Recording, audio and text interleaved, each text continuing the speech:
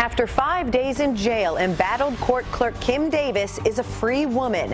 Now at 4, we're live in Carter County with team coverage of her release as we learn more about what she'll do next. We're getting ready for a big-time weather change, complete with showers and thunderstorms and a chilly fall weekend. Wait until you see the numbers just ahead. Also, it's a difficult day at a Lexington elementary school, how they're mourning the death of a student killed in a crash. Tracking, alerting, protecting.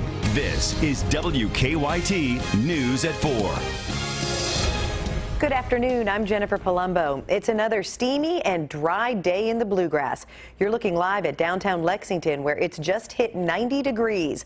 But big changes are on the way. Chief Meteorologist Chris Bailey has a first look at the forecast. Chris? Yeah, this is our last really steamy day of the summer, and it's been one heck of a ride for summer lovers so far in September. And now we're getting ready to go the other way, one extreme to the other. A little look outside right now. A lot of upper 80s to right around 90 degrees into much of central and eastern Kentucky. Got a fair amount of sunshine out there. Defender not popping any of those showers and thunderstorms that we've seen over the past several days. We've got one lone little shower trying to pop up down into McCreary County. Otherwise, that's about all she wrote.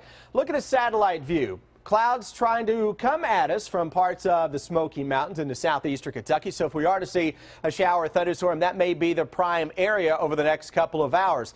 Notice the break into central and western parts of Kentucky. Then we run into a big wall of showers and storms stretching from the Great Lakes back toward parts of St. Louis and down into the Ozarks. That is front number 1. That is on the way as we go into the next couple of days. That has a drop in temperatures behind it toward the mild category over the next few days. We will see rains that will increase, and we need the drops out there. We're going to get it from that front. Now, you want to find the chill? That's behind front number 2 that's going to work its way toward the area as we go into our weekend, and that front will arrive just in time to kick off your weekend. So it's a 1-2 punch from the fronts that are out there to our west and northwest. Front number 1 with showers and thunderstorms across most of central and eastern Kentucky over the next couple of days.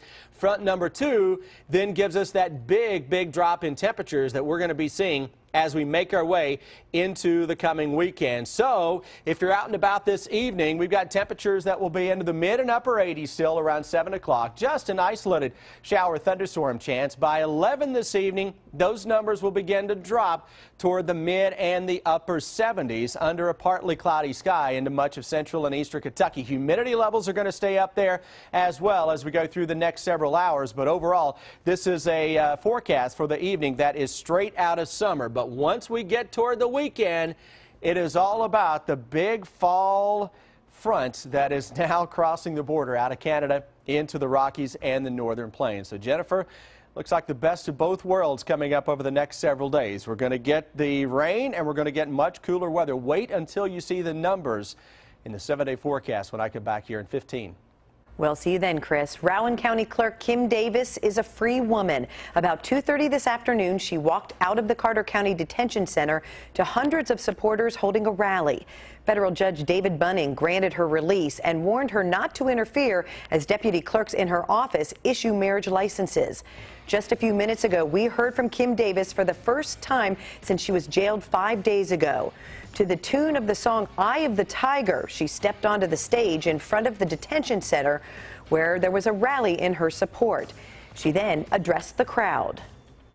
I just want to give God the glory. His people have rallied, and you are a strong people.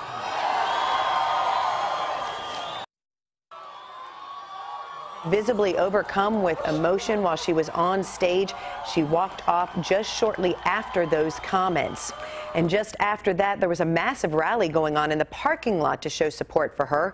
From Sky First, you can see there were hundreds of people who showed up at the jail. The rally is still going on. WKYT's Garrett Weimer is in the crowd and continues our breaking news team coverage from Grayson. Thousands of people have poured in here at the Carter County Detention Center today. They have packed into this place for the rally out here. Presidential candidate Mike Huckabee is here to speak at the rally. Another presidential candidate, Ted Cruz was also here earlier. He met with Kim Davis inside the jail. Matt Bevin, who is running for Kentucky governor, spoke here at the rally, as did Casey Davis, another county clerk. The rally started shortly before 3 here. There's been praying and preaching. There's been encouraging and instructing the folks here. People have come from all over the country to be here at this rally today. Now keep in mind, it is very hot out here today. People are passing out water, just trying to keep people cool. At the same time, I have seen several people, at least a handful, taken out, loaded up onto stretchers, taken into ambulances because of the heat. In Carter County, Garrett Weimer, WKYT. Thank you, Garrett. Still a lot of questions about what's next for the Rowan County Clerk, and we will have team coverage continuing in Grayson on WKYT News at 4:30. It's a sad day at a Lexington elementary school where students returned to class without one of their classmates.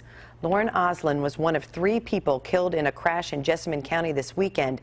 She was a first grader at Julius Marks Elementary School. School leaders are talking to students about Lauren's death and say it's a difficult conversation.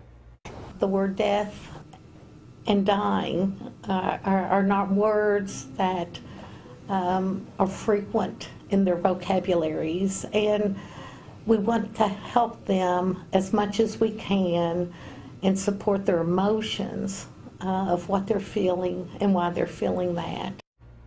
We've just learned from a family member that Lauren's brother Michael has also died. Michael was a 5th grader at Julius Marks Elementary. Their mother remains in the hospital. That crash also killed her fiance and the driver of another vehicle.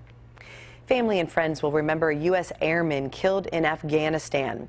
Visitation for Air Force Captain Matthew Rowland will be from 5 to 7 tonight at Lexington Catholic High School. His funeral will follow at 7. Captain Rowland died last month in a shooting at a vehicle checkpoint. He'll be buried at Arlington National Cemetery. Our reporters are working on a number of other stories for WKYT starting at 4:30. Sam Dick is in the newsroom with a look at some of the news in progress. Good afternoon, Sam. Good afternoon, Jennifer. Police continue to search for a robber who is behind a string of hotel robberies in Danville, and now a hotel manager in Richmond is looking into whether the same person robbed his business. The manager at the Best Western in Richmond says when he heard the suspect description for 3 robberies in Danville, it was identical to the description of the man who tried to steal from his clerk just last week. Describes a white or a light-skinned male wearing a dark hoodie and also wearing a blue bandana covering his face. Richmond police say after learning about the Danville robberies, they are looking into a possible connection. A massive fire continues to smolder this afternoon in downtown Paintsville. Firefighters say 30-foot flames were lighting up the night sky when they arrived at Spare Time bowling lanes last night. The fire also spread to a barber shop, some other stores, and some homes. Some alert neighbors helped everyone make it out safely. I lost a lot of stuff and it's just like a nightmare. And a couple of neighbors we just ran upstairs. Apparently no one knew what was going on. We ran upstairs, knocked on the first door I came to, was able to get a few people out that way. One firefighter went to the hospital after falling. Investigators are trying to figure out what caused the fire. And deputies have arrested a man they say grew marijuana near a school. The Laurel County Sheriff's Office says they found marijuana growing in small buckets at Larry Helton's home on Orange Blossom Lane. We're told he lives less than 1,000 feet from an elementary school. Deputies say they also found marijuana, Suboxone, a drug paraphernalia, a shotgun, and shotgun shells in Helton's house. He's charged with drug trafficking and possession, as well as being a felon in possession of a gun. That's a look at some of the news in progress. Jennifer, back to you. Thank you, Sam. This is a big week in John Calipari's career. The Cats coach will be inducted into the Naismith Memorial Basketball Hall of Fame Friday in Springfield, Massachusetts. Calipari had a news conference this afternoon and talked about what the honor means to him. You'll hear from him on WKYT News at 5. A big rally on Wall Street today. The Dow up 390 points for its second-best day of the year. It closed at 16,493. The Nasdaq jumped 128 and the S&P 48. The U.S. Postal Service is hiring holiday seasonal workers for some mail processing facilities in Kentucky. The openings will be at facilities in Lexington, Louisville, and Paducah. There will be about 155 jobs in Louisville and 45 in Lexington. The jobs will run from November 14th through January 8th. You soon may be able to make a deposit with a selfie. First Tech Federal Credit Union in California is the first financial institution to use facial and fingerprint recognition technology to verify transactions. It's a pilot program by MasterCard that's dubbed Selfie Pay. When you use your credit card, the clerk may ask to see your driver's license. But as Julie Watts explains, in many cases, they're not supposed to do that. It's a common request when you pay by credit card, and one that makes Wayne Vandewalker uncomfortable. With all the identity theft going on these days, it's just one of those things that I prefer not to show my ID. Security experts say the information on your driver's license could be enough to steal your identity. A worry for Wayne, who prefers to pay by credit card because of the protections. You don't know who you're dealing with on the other side of the counter. Turns out, despite demands from the clerk, you don't have to hand over your ID, and in some cases, they're not even allowed to ask. You can absolutely say no. Sean McKay of NerdWallet says both MasterCard and Visa actually prohibit merchants from requiring ID as a condition for accepting their credit cards, provided that card is signed. American Express discourages stores from asking for ID, but Discover is different. It says merchants are free to request ID and may require it in some cases. Discover actually states that if there's any concern and if the back of the payment card is not signed, that the consumer needs to present 2 different forms of ID. So how should you respond if you're asked to hand over your ID? Well, McKay suggests asking to speak with the manager and reminding them of your card's merchant agreement, something Wayne does every time. He just wishes he didn't have to. It's a little bit hard to carry around the merchant agreement with you that says, or even the little statement that says, you know, here's the rule. Julie Watts for CBS News, San Francisco. And keep this in mind, if you do hand your ID to a clerk, it's illegal for them to record any information. Don, a Central Kentucky girl is making a big splash in the world of horse showing. That she is. Deanne Stevens out and about today with her at Windswept Farm in Jessamine County. Hi, Deanne. Hey, good afternoon, guys. We are here at the beautiful Windswept Farm where this young lady right here just returned from the World Championship Horse Show, 5th in the world. Congratulations, Miss Haley Miller. Thank you. You have been working for this title for some time now. How long have you been riding horses? Since I was 4 years old. 4 years old. And so you've just never had any fear, from what I understand, of a horse, and you love, this is your place to be? Yes, it is. No fear. Talk about the commitment that it takes in what you, to get a title like you came back with from the World Championship Horse Show. How often are you out here at the farm? I'm out here at the farm probably during school. I'm Tuesday, Wednesday, Thursday, Friday, and then Saturday. And then during the summer, just every single day except for Sunday. Okay, so how do you come in top 5 in the world? It just takes a lot of training, twice a day, probably riding, and just a lot of work, and just that's how I do it. And you are with these horses every single day, and you become close to them, don't you? Yes, they're my best friends. Because you're working with them every day, aren't you? Okay, can I call you the coach over here, Stephanie? Yeah. Is that coach, what? Trainer, instructor. A little bit of all of the above? Yes. Haley's commitment as an 11-year-old now. She says she's been riding since she was 4. Talk a bit about that and what it takes to breed, so to speak, a champion like her right now. It's a lot of dedication, a lot of practice, hard work, highs and lows, as for any sport that you want to do. She's out here every morning as early as her parents will drop her off, and she has to leave, you know, when it's time to be finished at the barn, sometimes not willing to leave. But she rides several horses a day, you know, usually at least 2, a lot of times more. We put her on easy horses, hard horses, and everything in between. She has 2 of her own, her show horse that she showed at the World Championship Horse Show, and a practice horse, which is, she's a little feisty, so it gives her really good practice. But she's got all the talent and the commitment to do it. All right, clearly she does. Okay, so I'm sure you want to see her on a horse. We're going to do that coming up at 4:50. Miss Haley, who are you jumping on? I'm going to be riding Minor. Haley is riding Minor, and she's going to show you why she is top 5 in the world. That's coming up at 4:50. I'm Deanne Stevens, out and about at Windswept Farm. Back to you guys. Thanks, Deanne. It's time for Better Living, health, education, and consumer news that impacts your life.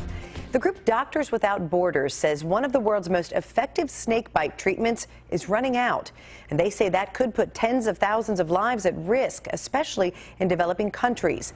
The medical charity warns stockpiles of the anti-venom expired next June.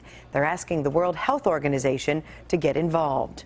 A new study suggests the Shingles vaccine is not recommended for people under the age of 60.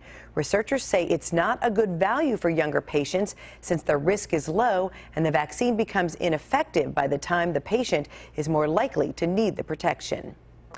You may be seeing less FaceTime with your doctor in the future. The American College of Physicians says telemedicine, or using technology to deliver medical care, will be more commonplace, but that new policies are needed to balance the benefits and risks.